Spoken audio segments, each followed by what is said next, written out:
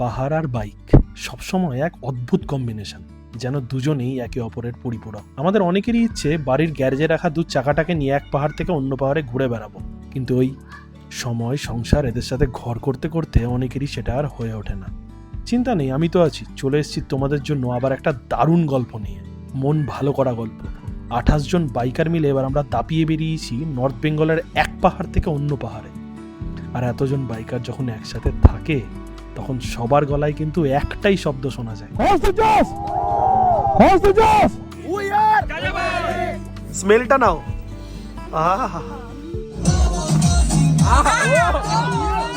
বলো, দার্জিলিং মোড়ে ক্রস করে গেছি আমি।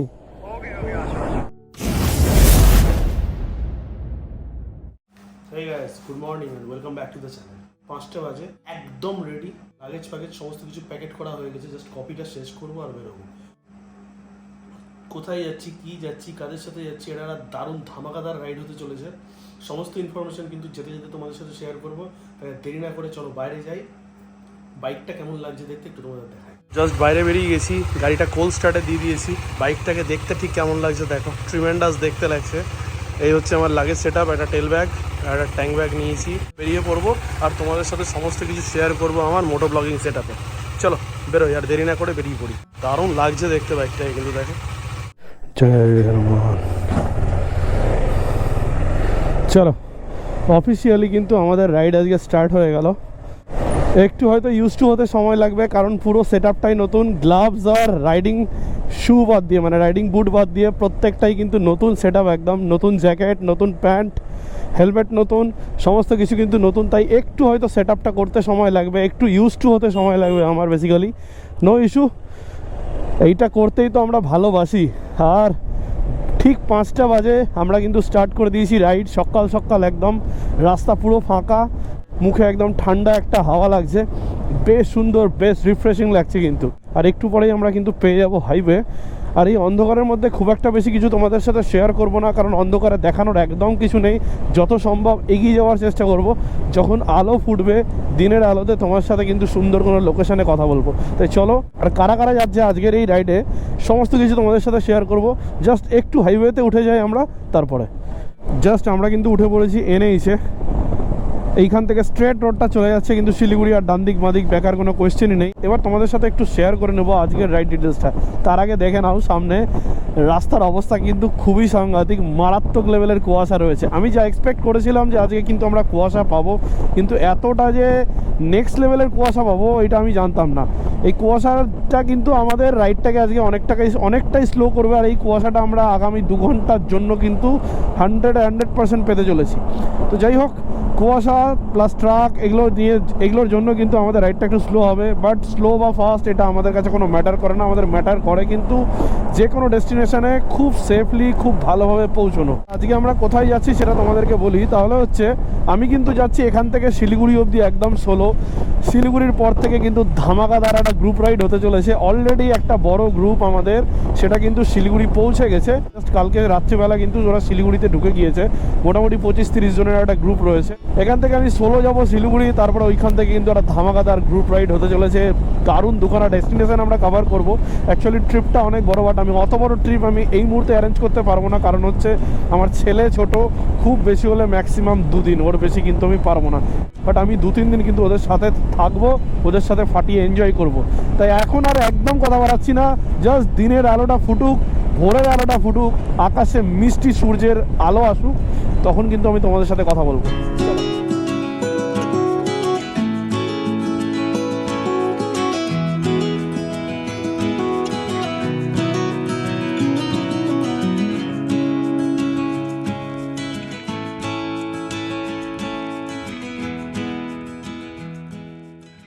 এবার কুয়াশার পরিমাণটা এতটাই বেড়ে গেল যে গাড়িটা পুরো চালাতে অসুবিধা হচ্ছে। আমার গাড়ির স্পিড একদম স্লো হয়ে গেছে। তোমরা নিজেরাই দেখো যে সামনে কি আছে, কিন্তু একদম দেখা যাচ্ছে না।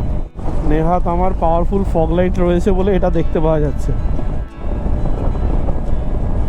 লিটারালি আর গাড়ি চালানো যাচ্ছে না। কোথাও একটা জায়গায় দাঁড়িয়ে এবার আমাদের একটু হোল্ড করতে হবে, কারণ যে লেভেলের কুয়াশা বেড়ে গিয়েছে, মানে কিছু দেখা যাচ্ছে না, চোখে মারাত্মক লেভেলের প্রেসার পড়ছে। এখন কিচ্ছু, জিরো। 6টা 30 বাজে। এই হচ্ছে এখনকার পরিস্থিতি। ফাইনালি এইভাবে কুয়াশায় যেতে যেতে আর জ্বালাতে পারছিলাম না একদমই, গাড়িটা এই জন্য পার্ক করে দিয়েছি। আর বাড়ি থেকে আমাকে রিয়া দিয়ে দিয়েছিল পোহা, সেই পোহা নিয়ে নিয়েছি। ভাবলাম যখন দাঁড়াতেই হবে, কারণ এই যে কুয়াশা গাড়ি চালানো যাচ্ছে না, পুরো জলের মতো পড়ছে, দেখো এই যে পুরো জলের মতো পড়ছে। এই জন্য ভাবলাম যখন দাঁড়াতেই হবে, দেরিও হচ্ছে, তখন খেয়ে নিই। আর এরপরে আর তাহলে আর দাঁড়াবো না, যখন সূর্যের আলো উঠে যাবে তখন দাঁড়াবো। এই হচ্ছে ব্যাপার। চলো যখন পোহাটা খাই দিয়ে বেরোবো এখান থেকে। পাশে চা অর্ডার করলাম, এক গ্লাস জল খাবো, বেরিয়ে যাবো। তো যাই হোক, পোহা টোহা খেয়ে আমরা কিন্তু আধা ঘন্টা 40 মিনিট মতো রেস্ট করলাম। তারপরেও দেখছি আকাশে সূর্যর মানে দেখা নেই, আর কুয়াশার হাল এরকম। কিছু করার নাই, বাধ্য হয়ে বেরিয়ে পড়লাম আবার, কারণ রাইডটা না হলে অনেকটাই ডিলে হয়ে যাবে। 9টার মধ্যে চেয়েছিলাম শিলিগুড়ি ঢুকবো, মানে কোনো তাড়াহুড়ো না, ধীরে সুস্থেই 9টার মধ্যে ঢুকে যেতাম। বাট যা কুয়াশার পরিস্থিতি, আমি তো 9টার মধ্যে কোনোভাবেই ঢুকতে পারবো না, আমি রুটটা বুঝতে পারছি। চাপের ব্যাপার হচ্ছে অত বড় একটা গ্রুপ রয়েছে ওখানে, আমার জন্য সবাইকেই হোল্ড করতে হবে, না হলে এইটাই চাপ লাগছে। আর কাউকে একটা টাইমে পৌঁছাবো বলে বেটাইমে পৌঁছাতে না সত্যিই ভাল লাগে না। আর যেখানে এত বড় একটা গ্রুপ রাইডের ব্যাপার রয়েছে সেখানে তো একদমই না। 7টা 47 বাজে, আরও খারাপ হয়ে গেছে পরিস্থিতি। এতটা কুয়াশা কি থাকে, না কোনো কারণে এত কুয়াশা হচ্ছে জানি না, বাট মারাত্মক লেভেলের কুয়াশা, কিচ্ছু দেখা যাচ্ছে না। জাস্ট যেখানে ব্রেকফাস্ট করলাম, মানে ওই পোহা খেলাম, ওখান থেকে জাস্ট ওই 20 কিলোমিটার মতো এসেছি, চোখ মুখ পুরো একদম ভিজে গেল। আবার দাঁড়াতে হবে কোথাও একটা আমাকে। ভিজিবিলিটি এতটা লো যে কিচ্ছু দেখতে পাচ্ছি না, বাধ্য হয়ে এরকম একটা শেডের তলায় কি করব, দেখলাম ফাঁকা আছে, শুয়ে পড়লাম। আর একটু ক্যামেরাটা ঘোরাচ্ছি, দেখো টিনটা দেখো পুরো একদম কতটা ফগ, দেখলে বুঝতে পারবে। এই পরিস্থিতিটাই আমাদের হেলমেটে হচ্ছে, গাড়ি একদম চালানো যাচ্ছে না, বাধ্য হয়ে থাক, বসেই থাকি। গাড়িটাকে জাস্ট আমি ওখানে পার্ক করে দিয়েছি, ওই জন্য ভীষণ সুন্দর জায়গা, এই জায়গাটাই দাঁড়িয়ে রেস্ট করছি। কিছু করার নেই, এই যে গাড়ি এখানে রয়েছে, ভিজিবিলিটি 0, এখানে দাঁড়িয়ে রেস্ট করছি, কিচ্ছু করার নেই। এত রিস্ক আমার নিতে ভাল লাগে না। 20-25 মিনিট শুয়ে থাকার পরে মনে হলো যেন একটু ফগটা কমে এসছে, ওই জন্য আমি বেরিয়ে পড়লাম। এদিক থেকে যারা শিলিগুড়িতে পৌঁছেছে পুরো টিমটা, ওখান থেকে আমাকে ফোন করেছিল, দাদা কতদূর, আমি বললাম এখনও ডালগোলায় ঢুকতে পারিনি। ওরাও বললো তাড়াহুড়োর কোনো দরকার নেই, ধীরে সুস্থে তুমি এসো, তাহলেই হলো।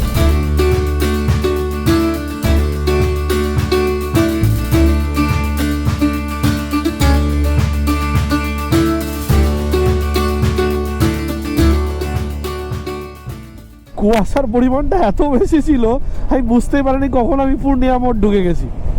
হঠাৎ করে সামনে যখন বোর্ডটা এসে আমি চমকে গেছি, যে বাবা ডালখোলা চলে এলাম। জাস্ট দেখতেই পাচ্ছ আমরা কিন্তু চলে এসেছি কিষানগঞ্জ, আর ঘড়িতে টাইম হচ্ছে এখন 9টা। শিলিগুড়ি এখান থেকে এখনো 100 কিলোমিটার মতো বাকি। এতক্ষণে আমি মোটামুটি শিলিগুড়ি থেকে আর ওই 20-22 কিলোমিটার পেছনে থাকতাম, বাগডোগরা ফাগড়া পৌঁছে যেতাম। ফাইনালি ইসলামপুরের জাস্ট 15 কিলোমিটার আগে আর পারছিলাম না, এতটা ঘুম পাচ্ছিল, দু একবার চোখও বন্ধ হয়ে যাচ্ছিল। বাধ্য হয়ে এরকম একটা কার্ড দেখলাম, এখানে বাইকটাকে জাস্ট পার্ক করেছি। আর এই যে দাদাকে বলেছি ব্ল্যাক কফি বানাতে, ব্ল্যাক কফি দিয়েছি, একটা কড়া করে একদম পুরো ব্ল্যাক কফি নিয়েছি, সঙ্গে নিয়েছি একটা জলের বোতল, এর মধ্যে একটুখানি ওআরএস দেবো, ওআরএস খাবো, খেয়ে কিন্তু টান টান বেরোবো, কারণ প্রচণ্ড ঘুম পাচ্ছিল, বাধ্য হয়েছিলাম দাঁড়াতে হতোই। এখন অনেকটাই ঘুম কেটে গিয়েছে, অনেকটা ফ্রেশ লাগছে, আশা করি কিন্তু আর কোনো খুব একটা অসুবিধা হবে না। ঘড়িতে সময় বলছে ঠিক 10টা, আর আমরা কিন্তু পৌঁছে গেছি ইসলামপুর। দুপাশটা দেখতেই পাচ্ছ আমার, হঠাৎ করে কিন্তু সবুজ হয়ে গেছে। আর এই ঘন সবুজগুলো কি বলতো, এই ঘন সবুজগুলো কিন্তু হচ্ছে চা পাতা, আর নাকে একটা চায়ের স্ট্রং ফ্লেভার আসছে। এই চা গাছ দেখলে বা এই চা বাগান দেখলে কিন্তু মনটা খুশ হয়ে যায়, কারণ হচ্ছে এখান থেকে আর ওই 25 থেকে 30 কিলোমিটারের পর কিন্তু আমরা পেয়ে যাই পাহাড়ের হাতছানি। শিলিগুড়ি থেকে আর মাত্র 10-15 কিলোমিটার মতো পেছনে রয়েছি। জাস্ট এখানে দাঁড়িয়েছিলাম একটা টয়লেট ব্রেকের জন্য, চোখে মুখে ভালো করে জল দিলাম, আবার গোপ্রোর ব্যাটারিটাও শেষ হয়ে গেছিলো, সেটাও চেঞ্জ করে নিয়েছি। চলো এবার বেরোই। আমার হাতের বাদিকটা দেখো কি সুন্দর লাগছে দেখতে না, আর আমার গলার আওয়াজ শুনে বুঝতে পারছো মানে এইগুলো দেখে কতখানি খুশি হয়ে যায় আমি। সত্যি যখনই এটা দিয়ে যাই, এই জায়গাটা দেখে ভীষণ খুশি হয়ে যায়। এই সব জায়গায় যদি কোনো রিসর্ট বা কোনো হোমস্টে থাকতো না, খুব ভালো হতো। খুব ইচ্ছে করে এরকম একটা জায়গায় থাকতে। একবার খোঁজ লাগাতে হবে, নিশ্চয়ই কোনো না কোনো থাকার ব্যবস্থা তো আছেই। বন্ধু আমরা কিন্তু পৌঁছে গেছি শিলিগুড়ি, দেখতেই পাচ্ছ তোমরা। জাস্ট ডান দিকে ঢুকবো আর আমরা কিন্তু বাগডোগরা ক্রস করে শিলিগুড়িতে এন্টার করবো। এবার তোমরা অনেকেই আমাকে কমেন্ট করো যে দাদা বারবার নর্থ বেঙ্গল কেন, বারবার নর্থ বেঙ্গল কেন, অন্য কোথাও ট্রিপ করো। দেখো, নর্থ বেঙ্গল করার পেছনে আমার দুটো কারণ রয়েছে। প্রথম কথা হচ্ছে, অনেকেই তোমরা জানো আবার অনেকে জানো না, যারা জানো না তাদের জন্য বলে দিই যে আমার ছেলের বয়স হচ্ছে এখন 10 মাস। তাই ছেলেকে ছেড়ে বেশি দূর যাওয়া আমার পক্ষে পসিবল হয় না। নিজের ফ্যামিলির লোকের কারোর কোনো প্রবলেম করে নিজে ঘুরতে যাওয়ার কোনো মানেই হয় না। দুটো দিন ওই জন্যই আমি বের করে নর্থ বেঙ্গলটাই আমার ইজি হয়।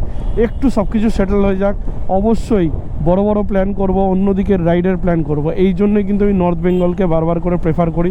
চলে এসেছি কিন্তু বালাসন ব্রিজের জাস্ট আগে আগে। আর অ্যাজ ইউজুয়াল এই জায়গাটা কোনোদিনও বিনা জ্যাম, মানে উইদাউট ট্রাফিক আমি পাইনি। আজকেও সেম, ফুললি এক্সপেক্টেড ছিল যে এরকম একটা জ্যাম এখানে ফেস করতে হবে, সেটাই হয়েছে। আমি যে ক্রসিংটাই দাঁড়িয়ে রয়েছি, এটা হচ্ছে খাপড়াইল মোড়, আর এখান থেকে ঠিক 2 কিলোমিটার হচ্ছে দার্জিলিং মোড়। আমি জেনারেলি এতদিন যখন মালদা থেকে এই দার্জিলিংয়ের দিকে যেতাম বা মিরিকের দিকে যেতাম, আমি কিন্তু এই খাপড়াইল মোড় দিয়ে ঢুকে যেতাম। বাট আজকে আমি দার্জিলিং মোড় দিয়ে ঢুকছি, কারণ কি ওরা দার্জিলিং মোড় দিয়ে ঢুকছে। লিটারালি গা পুড়ে যাচ্ছে মনে হচ্ছে যেন। আর চিন্তা নাই, খুব তাড়াতাড়ি আমরা এসিতে ঢুকতে চলেছি। আর 3-4-5 কিলোমিটার পরেই কিন্তু আমরা বাঁদিকে দার্জিলিং মোড় থেকে বাঁদিকে ঢুকে যাব। আর ওখান থেকে আর 5-7 কিলোমিটার যাওয়ার পরেই কিন্তু আমরা ন্যাচারাল এসির মধ্যে ঢুকতে চলেছি।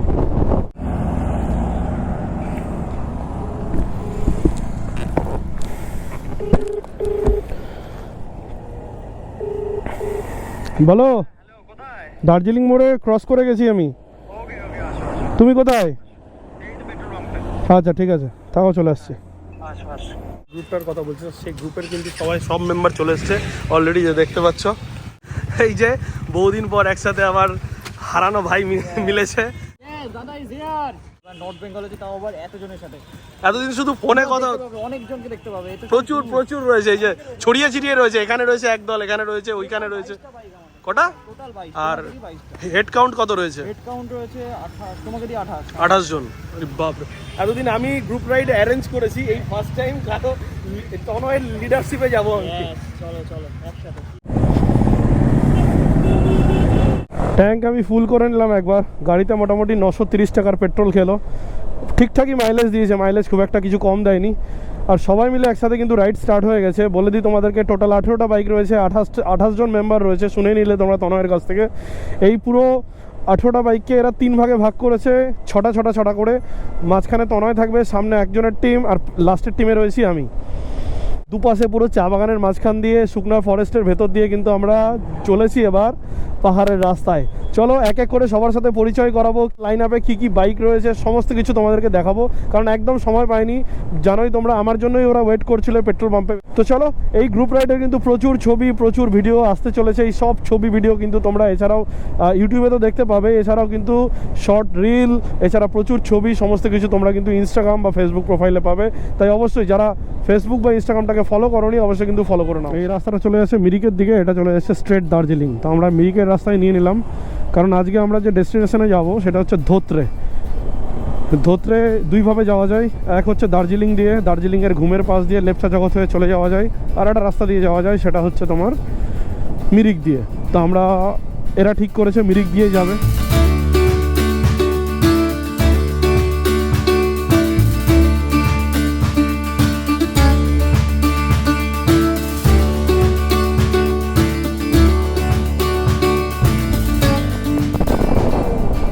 আমরা চলে এসেছি কিন্তু একদম ওয়াই জয়েন্টে। এইখান থেকে ডান দিকে একটা রাস্তা চলে যাচ্ছে কার্শিয়াং হয়ে দার্জিলিং, আর স্ট্রেট চলে যাচ্ছে কিন্তু মিরিক। আমরা মিরিক হয়ে যাব বলে আমরা স্ট্রেট বেরিয়ে গেলাম।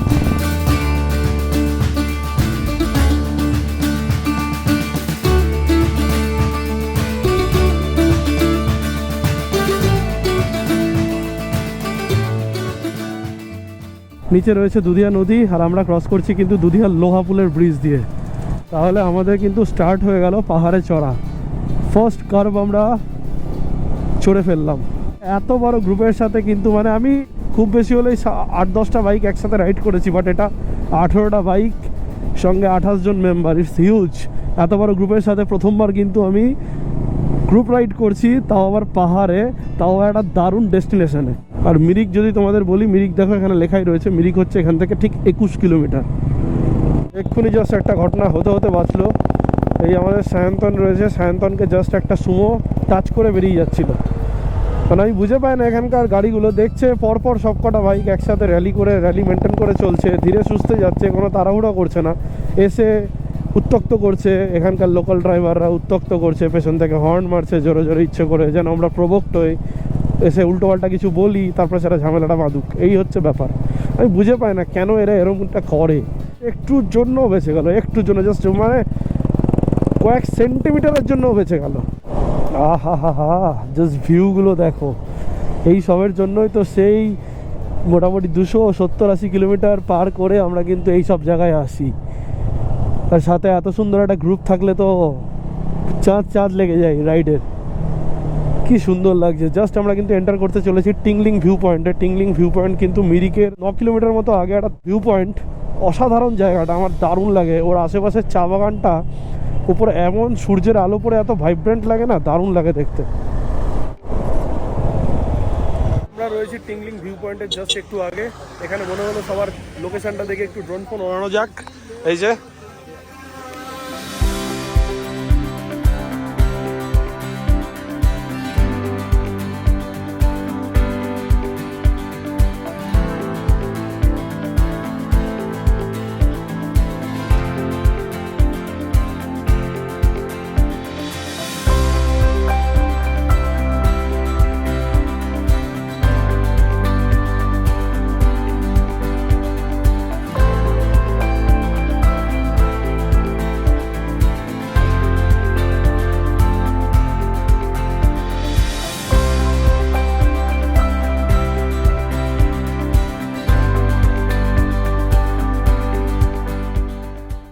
বেরিয়ে গেলাম, ওরা এখনও থাকলো, কারণ আমার প্রচণ্ড খিদে লেগেছে। আমি বললাম আমি সামনে একটু এগিয়ে গিয়ে কোথাও একটা মোমো অন্তত খাই, নাহলে আর থাকতে পারছি না, মারাত্মক খিদে লেগেছে। পৌঁছে গেছি টিংলিং ভিউ পয়েন্টের উপরে। এই যে দেখতে পাচ্ছ, ওরা আমার থেকে জাস্ট 3 কিলোমিটার মতো পেছনে রয়েছে। আর এইখানটাতে দাঁড়িয়ে কিন্তু নিয়ে নিয়েছি হচ্ছে ভেজ মোমো। জাস্ট লোকেশানটা দেখো। আমরা ঢুকে গেছি কিন্তু মিরিকে। এটা just Mirik market. Just pine গাছগুলো দেখো, কি সুন্দর লাগছে দেখতে। দেখো দুই দিকে পুরো পাইন গাছ, মনে হচ্ছে যেন এসির মতো ঠান্ডা হাওয়া সামনে থেকে আসছে। আর একদম শুনশান রোড, 2-1টা গাড়ি আছে, গাড়ি খুব একটা বেশি নেই। মিরিকের রোডে আমি বরাবরই দেখেছি গাড়ি খুব একটা বেশি থাকে না। আর এখন যেহেতু দুপুরবেলা আরও গাড়ি কমে গেছে। এখান থেকে রাস্তাটা 2 ভাগে ভাগ হচ্ছে। এটা চলে যাচ্ছে মিরিক লেকের দিকে, আর এটা চলে যাচ্ছে পশুপতি ফাটকের দিকে। তো আমরা পশুপতি ফাটকের দিকে বেরিয়ে গেলাম। আমাদের র্যালি এসে পৌঁছেছে গোপালদা টি স্টেটে। আর লেগে গেছে কিন্তু এখানে জ্যাম, রীতিমতো 2-3 মিনিটের একটা জ্যাম চলছিল। ফাইনালি জ্যামটা ক্লিয়ার হলো, হালকা করে আমরা এগোচ্ছি। আমরা কিন্তু জাস্ট এন্টার করছি পশুপতি ফাটক, নেপাল বর্ডার এন্টার করতে চলেছি। আর সামনের রাস্তাটা জাস্ট দেখো কতখানি স্টিপ।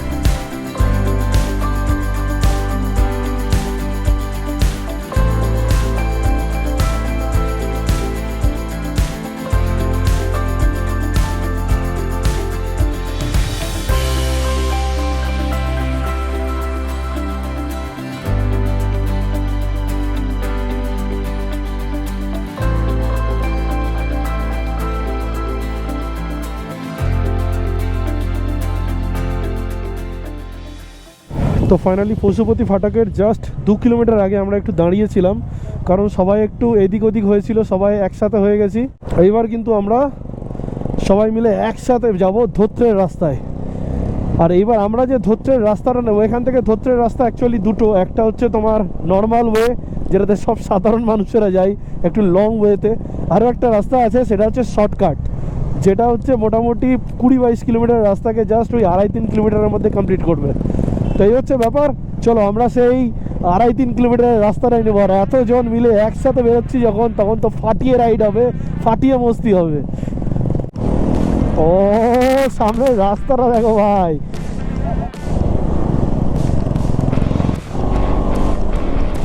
18খানা বাইক এবার একসাথে পাহাড় কাঁপাবে।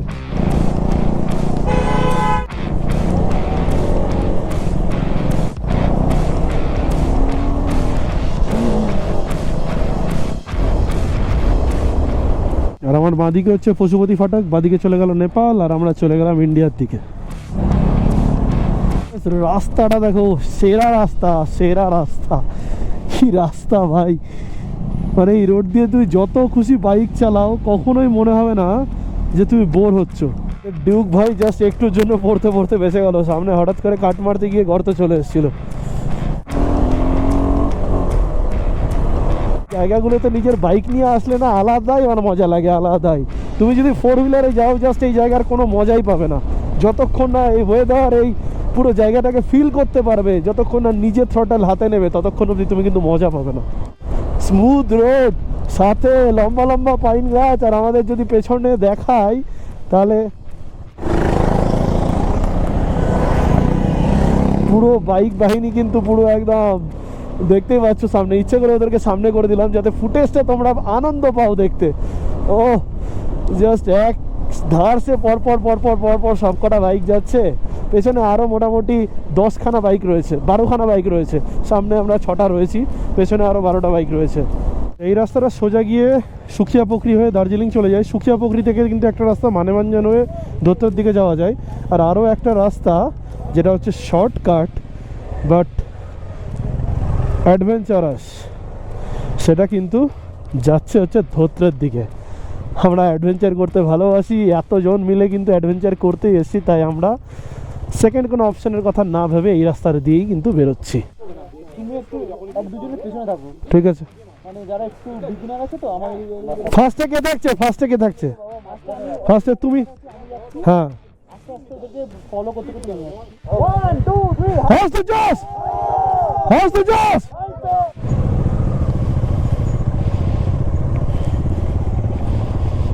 রাস্তাটা দেখো, ওরকে ওর নামা দেখে আশা করি তোমরা কিছুটা বুঝতে পেরেছো কোন লেভেলের মজা হতে চলেছে ভাই। নেক্সট লেভেলের রাস্তা এটা, নেক্সট লেভেলের রাস্তা। রাস্তা ঢালের জাস্ট লেভেলটা দেখো।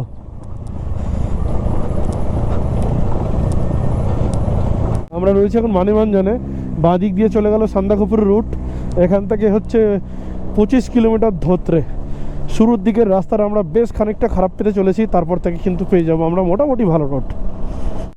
ছোট্ট লিলিপুট বর্ডার ক্রসিং, আর ঘড়ির কাটায় সময় হচ্ছে এখন 3:24।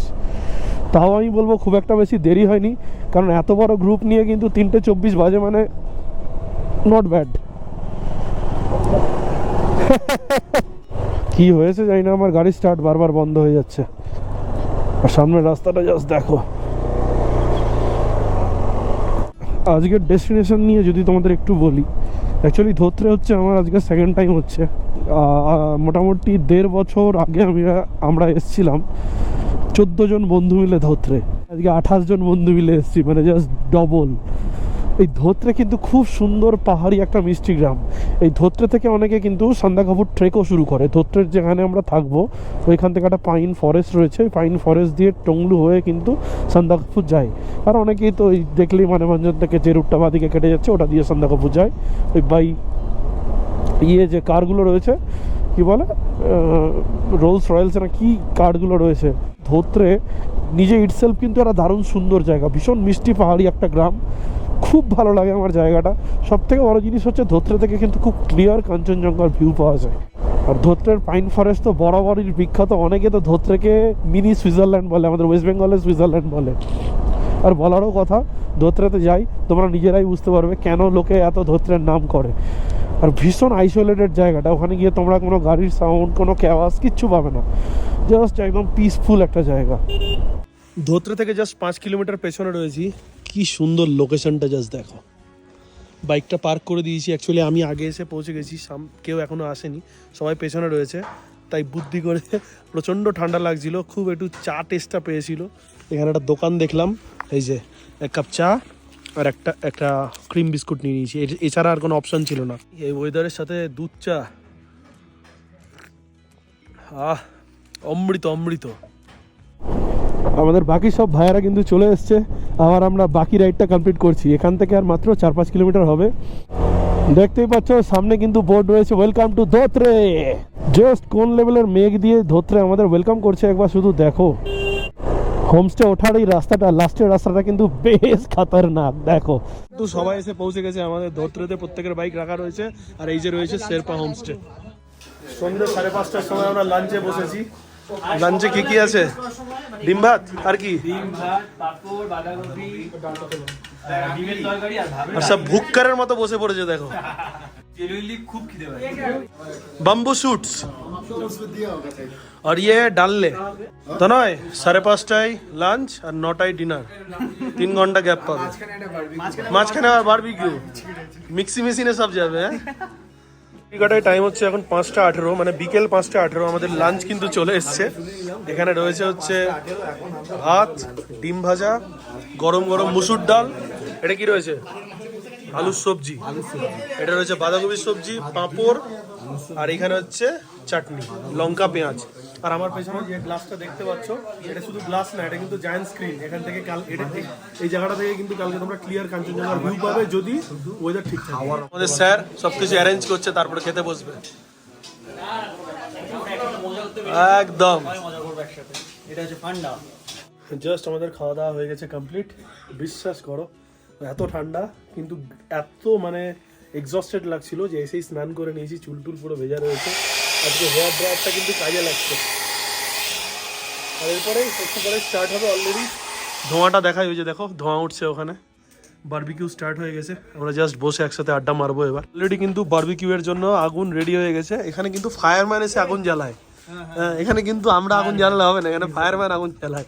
বললো তারা, হ্যাঁ বললো খাওয়া দাওয়া করেই তোমরা। আমি বলে দিই যে এখানে কিন্তু কাঠ যে জিনিসটা না খুব এক্সপেন্সিভ, একদম এক্সপেন্সিভ। মানে এই যে আগুন জ্বালাতে স্কিল লাগবে, কিন্তু জ্বালাতে তো লাগে, কারণ ওয়েদার এখানে খুব ঠান্ডা। শুকনো কাঠ পাওয়া খুব যাবে, সেই কারণে এক্সপেন্সিভ আর কি।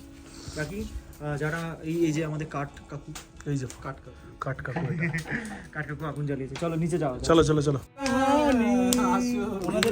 আমাদের টাইমিংটা এত সুন্দর যে প্রত্যেক আধা ঘন্টা অন্তর আমরা খাবার পাবো। টাইম হচ্ছে এখন 8:30, আর আমরা উঠেছি কিন্তু হোমস্টেরই ছাদে। কি লেভেলের হাওয়া দিচ্ছে জাস্ট দেখো।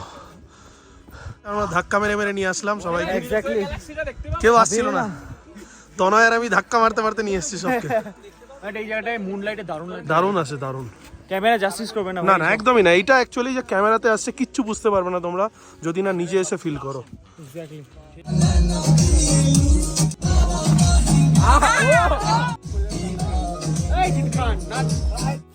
আচ্ছা, এই যে ফার্স্ট পার্ট রান্না হয়ে গেছে অলরেডি। ভুক্কার লোক মানে আমরা সব দাঁড়িয়ে রয়েছি, ওয়েট করছি কখন সামনে পাবো আর একটা করে খাবো। কি লাল টুকটুক দেখতে হয়েছে দেখো। হা হা হা হা হা হা হা, কি স্মেল ভাই রে। আমাদের আজকের রাইডটা কিন্তু অর্গানাইজ করেছে নোম্যাডিক্স। তো আরেক নোম্যাডিক রাইডার্স অফ বেঙ্গল। ভালো একটা চিয়ার্স হয়ে যাক। We are nomadic, we are. Dinner টিনার কমপ্লিট করে কিন্তু রুমের মধ্যে চলে এসেছি। এতক্ষণ সবাই মিলে ফাটিয়ে আড্ডা মারছিলাম, তাই সেগুলো আর ক্যাপচার করিনি। অলরেডি আমাদের রুমের মধ্যে একজন সিল, আর আরেকজন হচ্ছে এখানে এখন গোপ্রোতে ট্রান্সফার সমস্ত কিছু করছে। আমারও সমস্ত কিছু ছিটিয়ে রয়েছে। আমি জাস্ট ঠান্ডার আমেজটা নিচ্ছি, কিন্তু বসতেই বুঝলাম শরীরটা ভীষণ ক্লান্ত। কারণ আজকে সকাল থেকে যারা হেকটিক রাইড গেছে, ওরা তো রাইড স্টার্ট করেছে 9:30টার সময়, বাট আমার কিন্তু স্টার্ট হয়ে গেছিলো সকাল 5টায়, ভোর 5টা থেকে। তা আমার দিনটা খুব বেশি হেকটিক গেছে আজকে। এসে আবার আমরা মোটামুটি একটা লম্বা হাঁটা হেঁটেছি। তো এই হচ্ছে ব্যাপার, সমস্ত কিছু নিয়ে কিন্তু আজকে দিনটা খুব আনন্দ করেই কাটলো। আমরা যে রুমে রয়েছি ধোত্রের, এটা হচ্ছে দরজা দেখতে পাচ্ছ, 3-4 জনের রুম বেসিক্যালি এটা। এখানে ডবল বেড রয়েছে, আমি একটা সিঙ্গেল বেড রয়েছি, ওদিকে একটা সিঙ্গেল বেড রয়েছে। আর এখানে জাস্ট লাগেজগুলো টাঙানোর জায়গা রয়েছে, আর ওইখানে একটা বাথরুম রয়েছে, বাথরুমে গিজার রয়েছে। একদম বেসিক রুম, কোনো কিছু এক্সট্রা কিছু না। আর যে লোকেশন, তাই না, এইসব লোকেশনে এই রুম পাওয়াটা আর ভালো খাওয়া পাওয়াটাই কিন্তু আমাদের কাছে অনেক বড়। নিচে আমরা সবসময় হোটেলে থাকি, বাট পাহাড় চত্বরে এলে হোটেল বলে কিছু থাকে না, হোটেল কনসেপ্ট নেই। আর থাকাও খুব ভালো হয়, এবং এদের খাবার কোয়ালিটি সেই পুরো ঘরের ফিল হয় যে আমি ঘরের খাবার খাচ্ছি। ব্যাপক থাকে খাবার কোয়ালিটি গুলো। দেখো না এত ঠান্ডা পড়েছে না, আমি কথাই বলতে পারছি না, কথা আমার জড়িয়ে যাচ্ছে। তাই হলো ব্যাপার। আর টেম্পারেচার যদি জিজ্ঞেস করো, টেম্পারেচার চলছে মোটামুটি ওই 5-6 মতো। এই ব্লগে আর একদম দেখানোর কিছু নেই। ব্লগটা দেখে যদি তোমাদের কোনো কারণে ভালো লেগে থাকে, অবশ্যই কিন্তু লাইক করে যাও। আর যদি চ্যানেলে নতুন হও, তাহলে কিন্তু অবশ্যই সাবস্ক্রাইব করে ফ্যামিলি মেম্বার হয়েছে।